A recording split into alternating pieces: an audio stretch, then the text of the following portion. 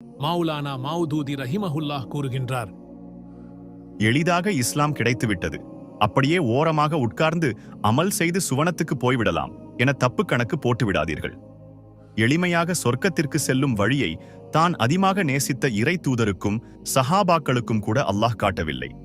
சத்தியத்தை சுமக்கும் பொறுப்பை யார் ஏற்றாலும் அல்லாஹ் அவர்களை சோதித்தே தீருவான். நான் இஸ்லாத்தில் இருக்கிறேன், ஆனால் என் வாழ்வு சிரமங்களோ நெருக்கடியோ இல்லாமல் இலகுவாக போகின்றதே என்றால் எச்சரிக்கை, அது சொர்க்கத்திற்கான வழியில்லை. விழித்துக்கொண்டு வேறு வழியில் பயணிக்க ஆரம்பியுங்கள். இஸ்லாத்தில் சில கட்டளைகளை பின்பற்றி சிலதை விட்டால் வாழ்க்கையில் எந்த பிரச்சனையும் வராது. ஆனால் இது நயவஞ்சகர்களின் பாதை. இஸ்லாத்தின் முழு கட்டளையையும் பின்பற்ற முயன்று பாருங்கள். மலையிலிருந்து பாறைகள் உருண்டு வருவதைப் போல பிரச்சனைகள் உங்களை நோக்கி வரும்.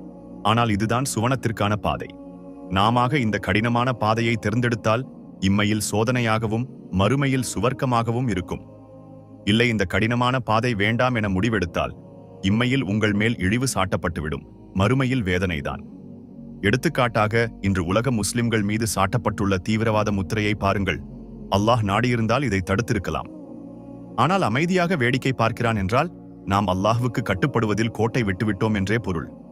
நாம் செய்து கொண்டிருக்கும் தவறை உணர்ந்து சரியான பாதையில் பயணிக்க வேண்டும் என்றுதான் இஸ்லாத்தின் எதிரிகளை ஆடவிட்டு அல்லாஹ் வேடிக்கை பார்க்கிறான். நாம் இதை சரி செய்தால் அல்லாஹ்வின் உதவி நிச்சயம் நமக்கு கிடைத்துவிடும். இழந்த நம் கண்ணியத்தை திரும்ப பெற்று ஈருலக வெற்றியாளர்கள் ஆகலாம்.